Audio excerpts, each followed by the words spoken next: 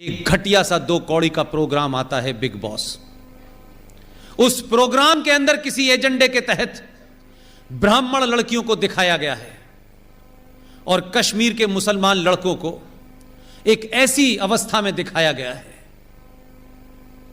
जो सार्वजनिक तौर पे आप उस प्रोग्राम में देख सकते हैं, लेकिन मैं नहीं कह सकता। किसी एजेंडे के तहत जो काम बॉलीवुड ने शुरू किया था, जिस एजेंडे के तहत गुलशन कुमार की हत्या हुई थी, जिस एजेंडे के तहत हिंदुस्तान की फिल्मों से मंदिर भजन गायब हुए और मौला रे मौला शुरू हो गया, जिस एजेंडे के तहत हर कैरेक्टर में लड़की हिंदू है और लड़का मुसलमान है, हर एजेंडे के तहत इस्लाम को ग्लोरीफाई करने की कोशिश की जा रही है और हिंदुओं को कास्ट और गंदी गंदे तमाम जो चीज़ें, जो पाखंड है, उसको ऐसे दर्शाया जा रहा है कि देखो हिंदू धर्म में कितनी खराबियां हैं। उसी एजेंडे के तहत देश जागृत हुआ है और लोगों ने कंप्लेन करना शुरू कर दी है। एक घटिया सा 2 कौड़ी का प्रोग्राम आता है बिग बॉस। उस प्रोग्राम के अंदर किसी एजेंडे के तहत ब्राह्मण लड़कियों को दिखाया गया है और कश्मीर के मुसलमान लड़कों को एक ऐसी अवस्था में दिखाया गया है जो सार्वजनिक तौर पे आप उस प्रोग्राम में देख सकते हैं, लेकिन मैं नहीं कह सकता। एक एजेंडे के तहत यह किया जा रहा है ताकि इस देश के सनातन संस्कृति की भोली भाली लड़कियों को पहले बॉलीवुड के नाम पर खेल किया गया और अब ये बिग बॉस नाम के टाइप के प्रोग्राम जो चलते हैं बाजारू, उसके तहत किया जा रहा है। मैं ये नहीं कहता कि कोई प्रोग्राम आपकी संस्कृति को कमजोर कर देगा, लेकिन इस पे आपका रिएक्शन आना चाहिए, क्योंकि कुछ लोगों ने यह मान लिया है कि धीरे धीरे धीरे धीरे वो सब करो जिससे कुछ चीजें ग्लोरीफाइड लगें और उनको चलते रहना चाहिए। फिल्मों का एजेंडा मैंने खूब देखा है। एक साहब अथीस्ट हैं, कहते हैं मैं धर्म को नहीं मानता, लेकिन उन्होंने जितनी कहानियां लिखी हैं उस कहानियों का सबसे बड़ा कैरेक्टर है अमिताभ बच्चन। वो खुद अथीस्ट हैं, लेकिन उनकी कहानी में अमिताभ बच्चन मंदिर में जाके कहता है कि तुम खुश तो बहुत हुए होगे, आज तुम्हारी मैं देहरी पे माथा टेकने आया हूं। लेकिन वही अमिताभ बच्चन की हर स्टोरी में या तो वो 786 का बिल्ला होता है जिसे गोली लग के निकल जाती है।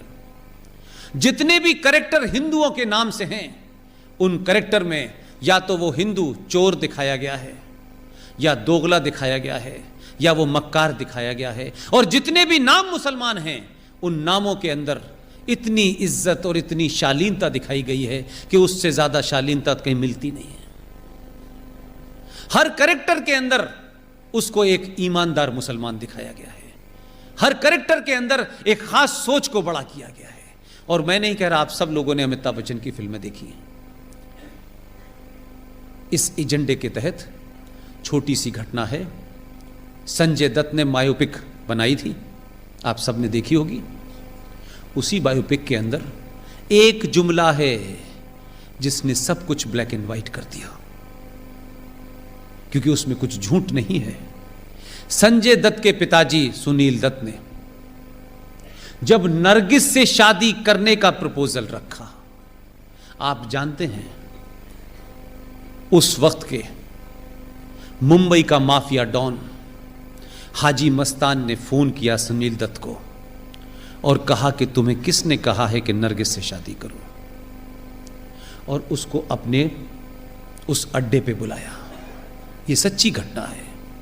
और उसने कहा कि मैं नरगिस को खुश रखूंगा, आप यकीन मानिए। इस देश में स्थिति आपकी ये थी कि आप किससे शादी करें, उसके लिए उस मुसलमान अगर माफिया डॉन है तो उसकी भी इजाजत लेनी पड़ेगी, और ली।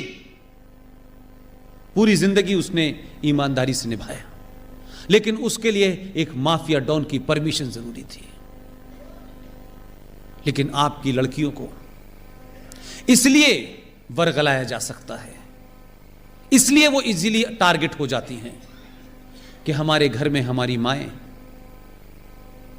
एक एवरेज मां की बात कर रहा हूं, हमारी माएं चमत्कार की खोज में ऐसे ऐसे बाबाओं के यहां चली जाती हैं कि एक बाबा हैं, वो कहते हैं समोसा खाया था, तो वो कहती नहीं, तो उसे चटनी से खाया था, तो उसने कहा खाया था, तो चटनी कौन सी थी कि लाल रंग की थी, नहीं हरे रंग की थी, तो लाल रंग की खाना सब ठीक हो जाएगा। ऐसे बाबा बहुत घूम रहे हैं। और भारतीय महिलाएं ये कब से चमत्कार में पड़ने लगी। कोई रहीम साहब के घर जा रहा है, ये अलग अलग बाबाओं ने जो दुकानें चला रखी हैं, इसमें सबसे ज्यादा भारतीय नारी क्यों जा रही है भाई? उसका घर संपन्न है, उसके घर में सब कुछ मौजूद है, क्या ऐसी बात है कि वो चमत्कार के चक्कर में अपने बच्चों और बच्चियों को छोड़ करके इन बाबाओं के भुलावे में आ रही है? और वो बाबा क्या क्या करते हैं वो बाद में पता चलता है। आप सनातन संस्कृति की हैं, आप उस वंशज की हैं जिन्होंने जौहर किया है, आप उनकी वंशज हैं जो दुर्गा बन के जिन्होंने अपने दुश्मनों का सर्वनाश किया है। आप लोग अपनी उन लड़कियों से जिन्होंने हाई स्कूल कर लिया है, जिनके अंदर समाज के बदलाव हो रहे हैं, जिनके शरीर में एक नेचुरल बदलाव हो रहे हैं, आपकी वो बेटी भी इसी समाज में रहती है, उसके अंदर भी अजीब अजीब इच्छाएं जो होंगी वो आएंगी। मेहरबानी करके बाबाओं के चंगुल में न जाएं, अपनी 10वीं क्लास की लड़की को अपना दोस्त समझ के उसके मन मस्तिष्क में होने वाले बहुत सारे कोतूहल को शांत करें, उसको बताएं। दोस्त बन के रहेंगी तो वह अपने मन की बहुत बातें आपसे करेगी। अगर आप सिर्फ मां बन के रहेंगी तो अपनी बात नहीं बताएगी।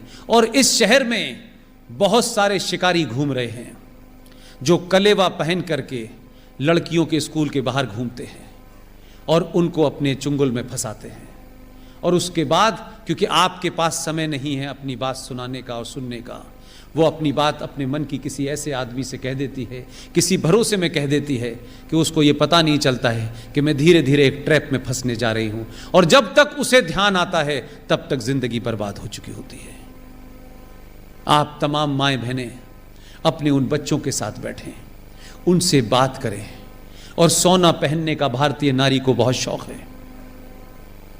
सोना पहन करके सड़क पे चलेंगी, हजारों लुटेरे भूखे नंगे घूम रहे हैं जो आपकी एक सोने की चैन छीनने के चक्कर में आपकी जान जा सकती है।